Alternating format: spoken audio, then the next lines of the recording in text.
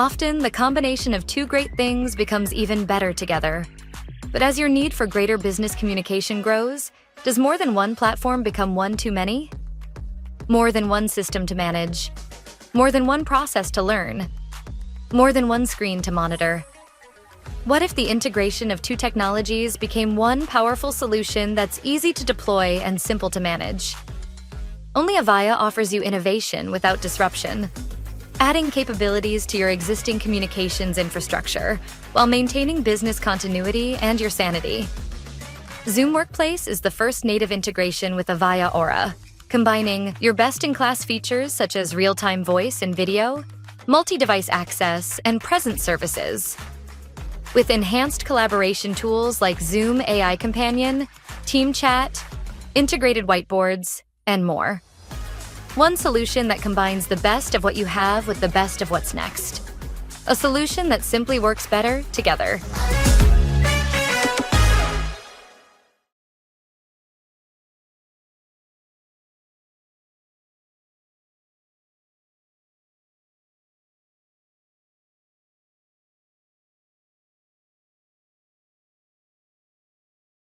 Good morning, good afternoon, good evening, folks. This is Kirk Jones from Avaya. I have the great privilege today to have a chat with Zeus Caravella from ZK, and we're going to be chatting about our Zoom Avaya Aura partnership. Something very exciting and new and interesting that we're going to be providing here at the end of the month. So Zeus, you want to sort of introduce yourself and what are we going to chat about today? Yeah, I'm really excited about this, Kirk, and thanks for having me on. And I think from the Zoomtopia audience, this is an interesting topic because historically, when you think about communications in the cloud, we've always thought of it as multi-tenant public cloud, right? But the definition of cloud has changed, and so that's what we're going to talk about and how that relates to communications. And so I've always said, if you want to predict what's going to happen in communications, look at other parts of the IT industry and see how they've evolved, because communications tends to be a laggard. Now, part of that is because the relative importance of communications, people don't really ever want to stick their neck out and be first, in certain markets. But if you look at the shift to IP-based networks, you look at the shift to virtualization and even to cloud, right? Other parts of IT evolved much faster. And if you look what's happened in cloud today, we are going through another evolutionary phase. If you think about where cloud has come from, back a couple of decades ago, it was really a kind of euphemism for hosted services. We took all our workloads, we stuck them in a hosting center, and we called it cloud. Probably, a good 15 years or so ago, we moved to this concept of public clouds, centralized public clouds where people ran workloads and stored data in these public clouds. Now, the limitation on that is it didn't really change the compute model per se. It relocated where we were, but it was still a centralized model where I had to take my entire workload or my entire application, run it out of one of the hyperscalers, right? And but it left me in a position where it was still this centralized model. Today, what's happening is cloud's becoming a lot more distributed, and that's being driven by the shift to hybrid cloud and actually hybrid multi-cloud in a lot of cases, where we're taking a workload, so you think of your unified communication stack, right, and running part of it in a public cloud and part of it in a private cloud. And I think that's, and if you look across other industries, right, we've already seen that in the areas, but we've seen that in other parts of the IT industry. And in fact, if you looked at a couple of the earnings calls from VMware and companies like that, they talk a lot about the shift, and that's what's happening today. So with respect to this continuum change and the sea change going on in cloud, how it relates to communications, we're going from a world where we were largely on-prem to one where you think of the evolutionary phase has been to this multi-tenant model, right? And that's been driven by a lot of small businesses and mid-sized businesses. But I think what we've come to realize from that is one cloud model doesn't fit all, right? And so this concept of hybrid cloud has become a lot more popular. In fact, my research shows that over 90% of companies will use some sort of combination of private or hybrid cloud. And I think a lot of that's being driven by a lot of the current macro trends, AI being one of them, where you want more control of your data. But for a global company, you got to think about regional issues. You got to think of data sovereignty. You have to think about compliance and regulation. There's a bunch of things enterprises need to deal with that public clouds in this multi-tenant model aren't well suited to deal with. In fact, just from an availability standpoint, Kirk, we know that not all public cloud services are available in all places, and so almost by default, any large enterprise is going to go to some kind of hybrid model. If we want to look at this at a more granular level, the benefits of hybrid are, I think you get a lot better agility, and I've got a lot of the benefits here. I'm not going to go into each and every one of these points, but agility has certainly become more important in this digital era. We don't always know what's coming around the corner, but if we have more control over our data, if we have more control over our infrastructure, which is the next bullet, we can do more things with it. And we can plan things out and move a lot faster. I think also companies do want different options when it comes to deploying. Again, if you think of the typical large enterprise with workers scattered all over the place, some are better suited with the workloads being on-prem and other ones in the public cloud. And so this hybrid model makes more sense. I think in a lot of cases, it is more cost-effective to leave part of your communications infrastructure on-prem, especially if you're thinking about investment protection. But even with that, I think if you look at a TCO study of public cloud deployments, over time, they do tend to be more expensive, right? So I think from an organizational perspective, you need to do your math and figure out which deployment model makes more sense for you. I think it is more, I'm not going to say it's more secure to have it on-prem, but you have greater control over your security and how you're securing it. It's easier to customize. I talked about investment protection, and I think the largest part of that is it's adaptable. Now, Kirk, I want to have a discussion with you on this. If you think about this concept of hybrid, right? It's not new in the communication industry. We've talked about it for a while, but it's been incredibly difficult to achieve. I think the complexity level of trying to do hybrid has held a lot of companies back. And I'm not sure if you agree with that, but I know you and Zoom have been working on something to help simplify that. I agree with you. I think there is there's an administrative or definitely a back-end complexity in the hybrid ecosystem traditionally that has been somewhat of an impediment for a lot of these things to go forward. The way we've done the integration with Zoom, it's actually quite unique. We've opened up our proprietary. They basically have proprietary access to our code and our core, which changes the rules a little bit, for lack of a better way to describe it. And something as simple as just to your point about security and so forth. A lot of those enterprises are very sensitive about their media, where their actual media is actually going, right? And they want to keep that. They want to keep control of that, and they want to keep that on the premise, right? So with this integration, they actually get to do that from a point-to-point perspective. But obviously, if they go into the meeting ecosystem, the media would be going into the Zoom ecosystem. But it doesn't matter because they have all the criteria, they have all the attestations, right? They're FedRAMP, they've got all the secure, the GDPR, all those things, the check boxes, they've got those, right? So it's a blend of two ecosystems. I think I don't know. We were talking about the Zoom. It was 1 + 1 = 1. I think is what we were talking about. It's not 3. Right. And maybe you want to poke at that a little bit and say, what does that really mean? Right. Because I think that statement is actually intriguing. Yeah, well, actually, what I like about what you did, and you mentioned this off the beginning, was that you've opened up your core. And historically, the communications industry has been built on a bunch of walled gardens. And I think that model has never been ideal, right? Customers have always wanted better vendor interoperability. But unfortunately, it's the way the industry's evolved. We love our walled gardens, and we don't like to play nice with others. But I do think that we're at a point now, if we're going to make this stuff work for the customer, you got to be willing to open up a little bit. In fact, that was at the at a SaaS event recently, and one of the speakers there was talking about AI innovation, and he talked about how it's going to come from the broader ecosystem, right? And so if you think about just what you're putting in place, if somebody wants to be able to do AI and run it across data from multiple vendors, you can't do it today. But so it does take more of this ecosystem approach, which does require companies to open up. And so I'm glad you guys have embraced that. Yeah, we're actually really excited because to start the AI assets that Zoom have today are going to be focused in the meetings, which everybody knows and loves from Zoom today.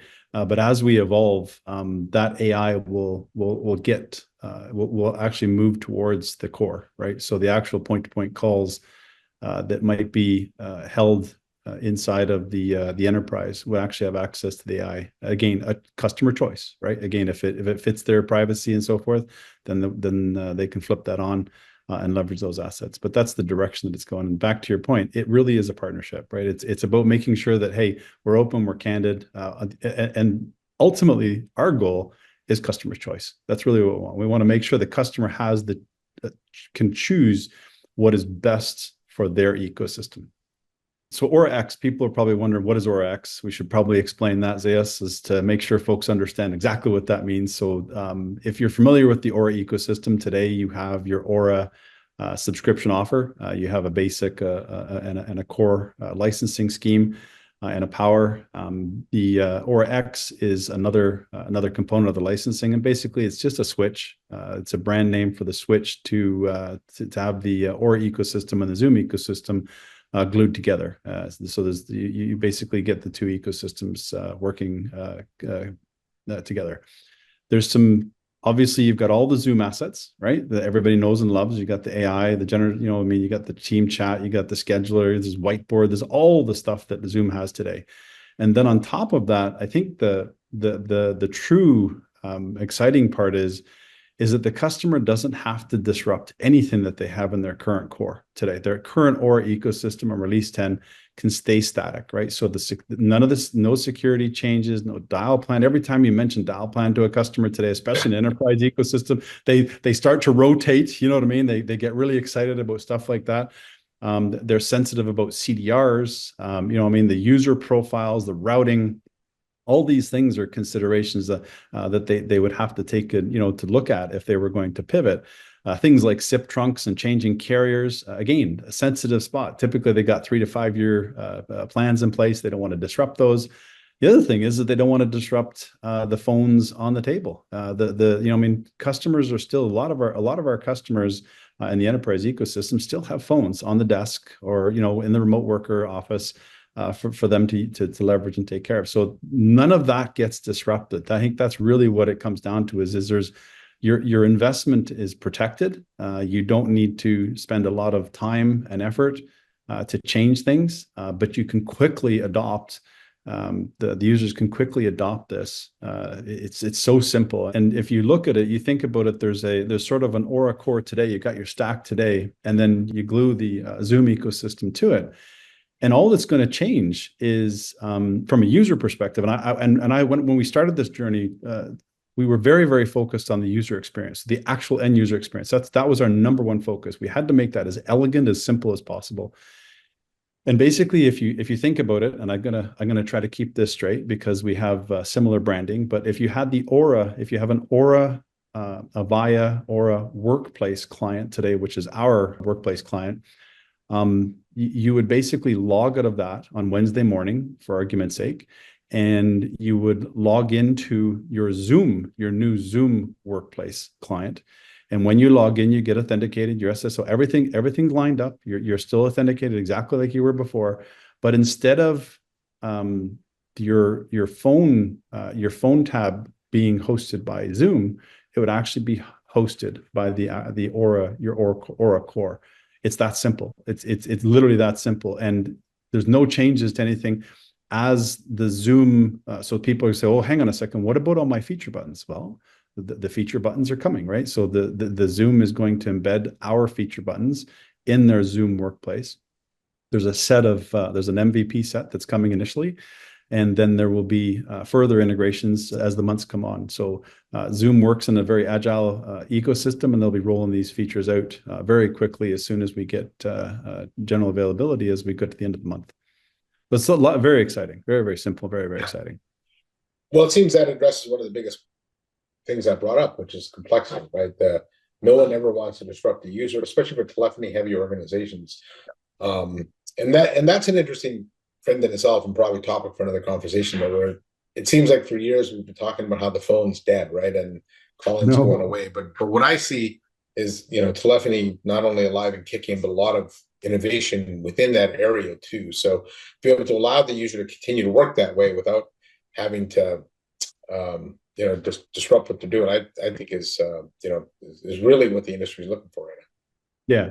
Well, it's interesting, Zayas. I was just last Friday. I was at a customer site. They're extremely large customer in the healthcare vertical, and we were talking about the new Zoom, the Aura X experience, and they were very excited because they already have a lot of our customers already have Zoom in their ecosystem today, right?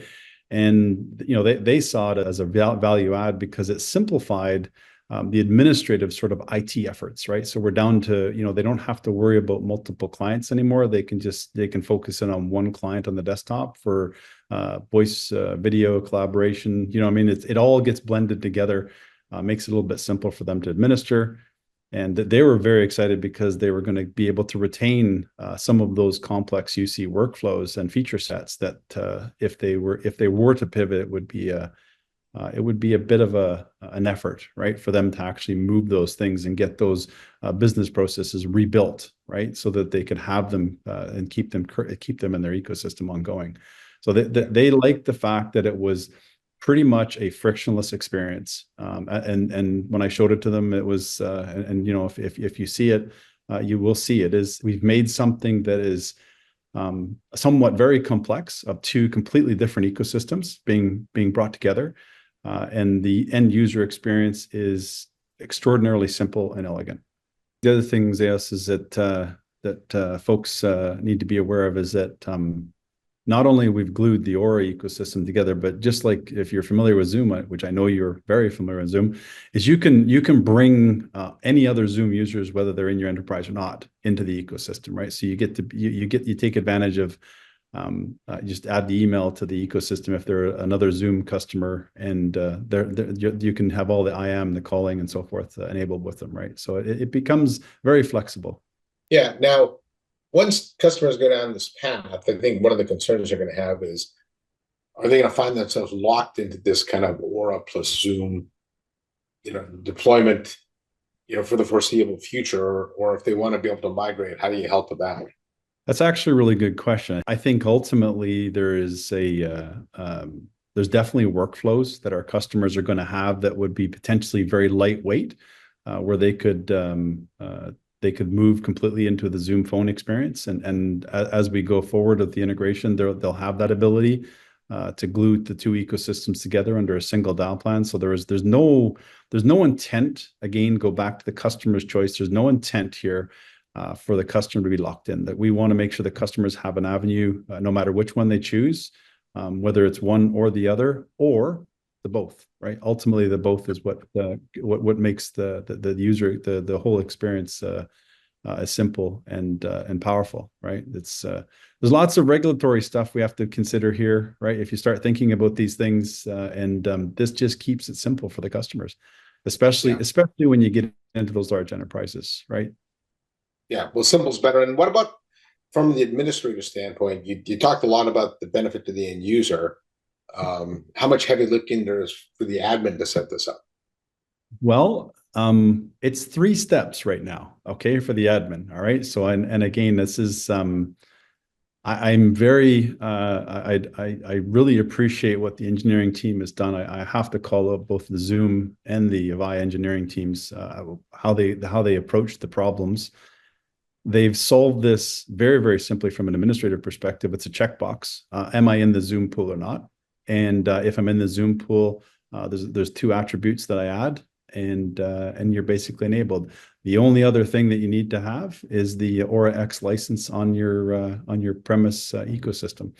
And this works not just, this is not just going to be in our premises ecosystem. This is going to be in our private cloud ecosystem as well, right? So there's advantages if folks want to go to the private cloud, take advantage of that as well. So it's the overhead for the administrative, it's 3 steps, give or take. Okay, once you've got the license file in place, I want to feel that's probably one of the easiest and efficient integrations I think Avaya has ever done. Yeah. Right.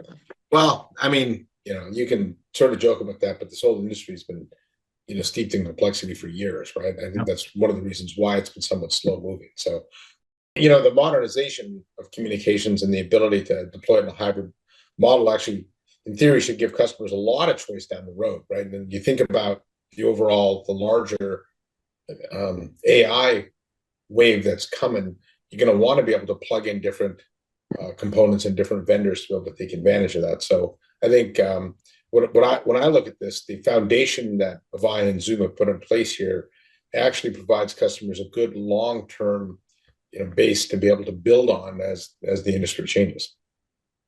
Yeah, I'd agree with that, and that's we've put this in front of a lot of partners and a lot of customers. The tactic and sort of what the outcomes are that we're intending to have. And pretty much all of the customers and partners are very excited to get this in their hands, and they all seem to see the value in it, right? Which is something that you strive for, as as a product leader, you're always looking to make sure you're providing exceptional value for your customer, and they immediately grab onto this and see the benefits that they'll get in their ecosystems.